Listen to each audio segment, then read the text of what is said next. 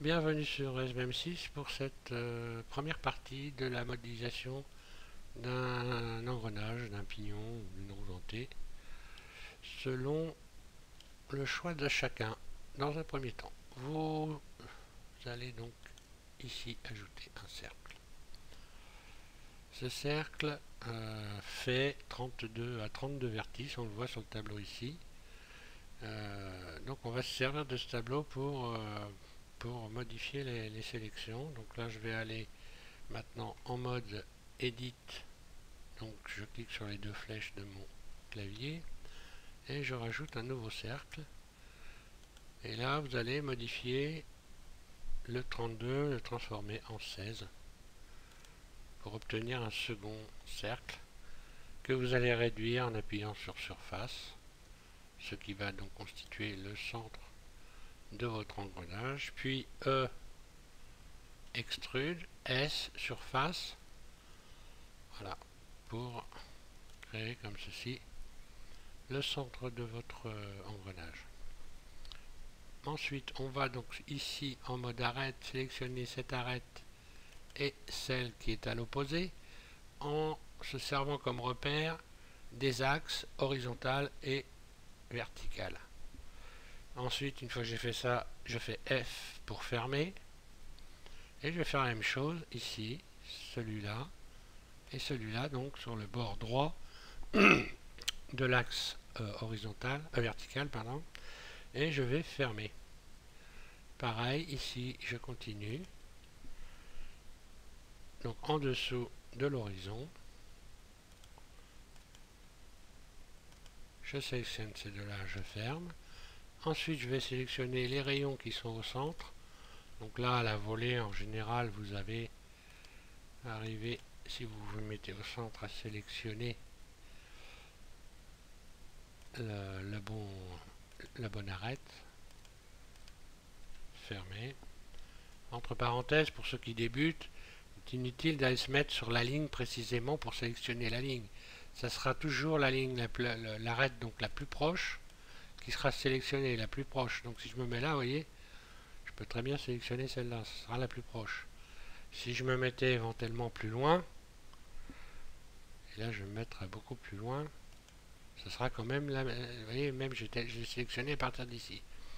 Donc inutile de viser, ce qui explique des fois que vous voyez des gens aller très vite. En réalité, c'est simplement parce que ils ont bien compris le mode de sélection. Ensuite, je vais me mettre en mode vertice ici pour sélectionner C, le tour, et redresser tout l'ensemble.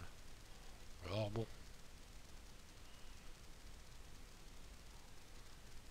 voilà, donc j'appuie en continu sur ma souris à gauche et je vais donc faire R pour rotation et retrouver un axe ici.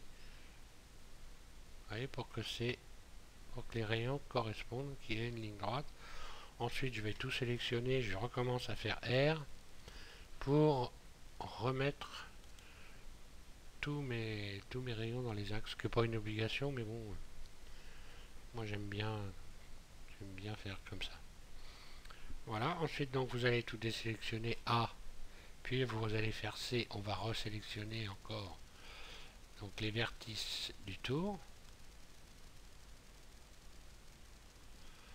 ce qui va nous permettre d'extruder E, puis S surface pour trouver le tour de notre engrenage, pour faire un tour de notre engrenage. Donc vous choisissez l'épaisseur. Hein. Là encore une fois, hein, je fais à la volée, hein, donc en mode sculpture on va dire. Après vous pouvez, en utilisant les tableaux qui sont sur votre gauche, avoir des valeurs précises, hein, bien sûr. Mais là c'est pas le but, c'est déjà au moins de savoir comment il faut faire. À partir de là, on voit qu'il y a des faces qui sont à l'endroit, des faces qui sont à l'envers, donc je vais tout sélectionner. Ici, je vais aller dans ombrage et je vais donc recalculer tout ça, ce qui me ramène, vous voyez, avec toutes les faces qui sont du bon côté. Et bien maintenant, on n'a plus qu'à faire tout simplement E extrude et A écarter tout ça. Donc là, pour quand vous extrudez comme ceci, Soit vous faites un clic gauche, vous utilisez donc les manipulateurs, soit vous montez directement avec la souris et il va rester, l'extrude se fera dans l'axe, elle restera dans l'axe. C'est pourquoi j'ai pas utilisé le manipulateur ici.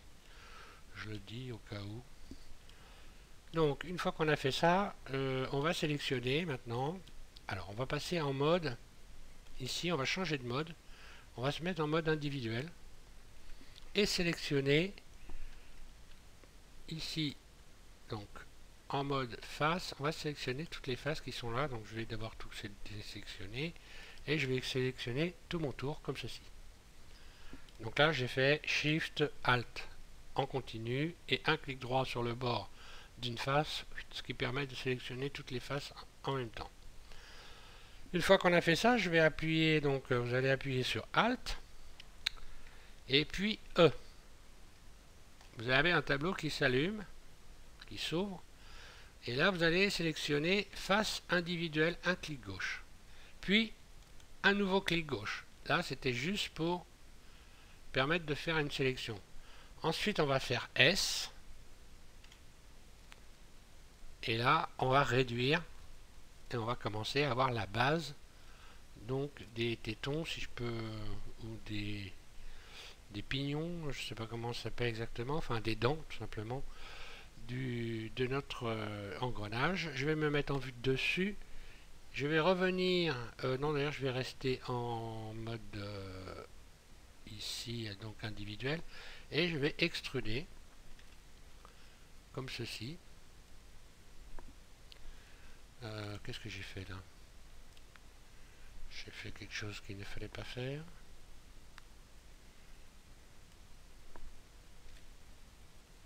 Ah oui, je n'ai pas extrudé du bon côté, donc voilà, j'extrude. Donc là, je risque de me retrouver avec des doublons. Je me mets en vue de dessus, et là, je vais faire surface, donc en individuel, et je commence la base des dents, puis je l'extrude,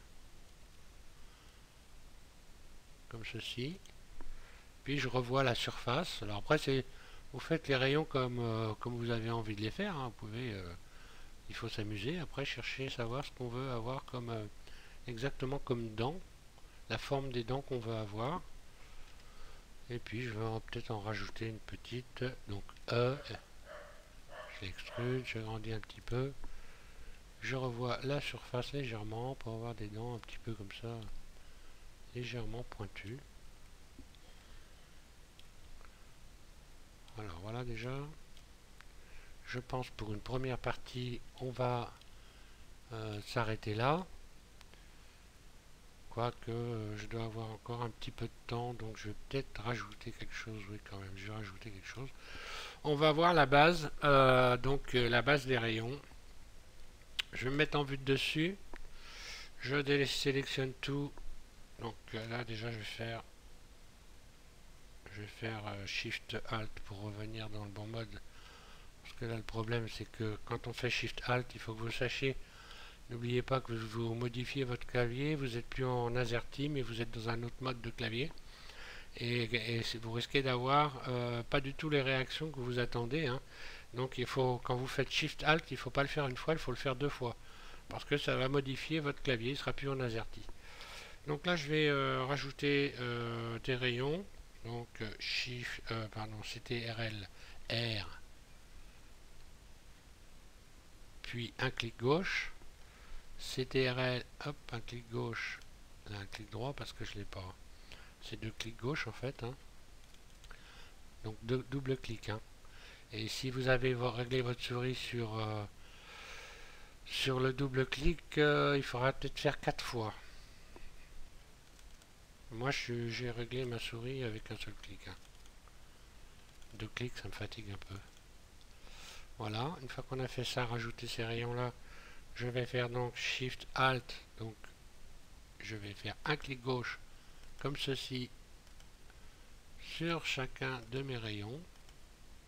Voilà, je me mets en vue de dessus et là je vais sélectionner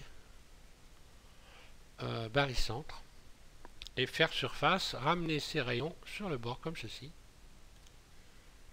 ce qui va nous donner ceci, vous voyez. Je vais revenir ici en individuel et je vais faire surface individuelle. Individuellement, je vais modifier la surface.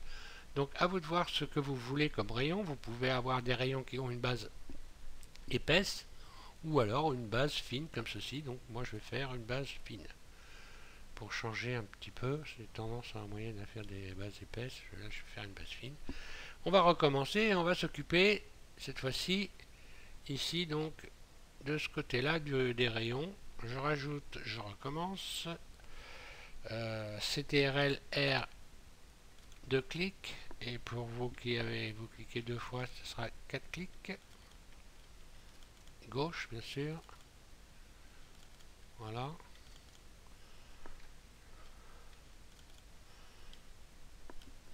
Puis Shift Alt, un clic droit, je sélectionne tous les rayons que je viens de mettre. Je me mets en vue de dessus. Ici en barycentre. Et je vais faire le contraire. Surface, mais je vais ramener mes rayons ici. Ce qui fait que j'obtiens ça. Donc si je stresse l'ensemble, donc stresser, hein, subdivision, on va voir ce que ça donne. Et ça donne donc des rayons qui sont là un peu plus gros à la base que là. Donc moi c'est pas ce que je recherchais. Donc je vais revoir ma surface.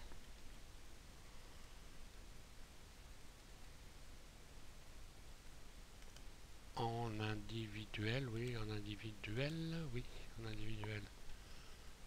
Voilà.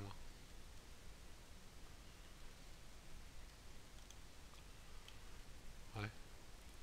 Je changerai un peu, enfin peu importe, ça n'a pas une grande importance. Le but est que vous ayez compris comment ça fonctionne. Donc voilà, on va s'arrêter là pour cette première partie.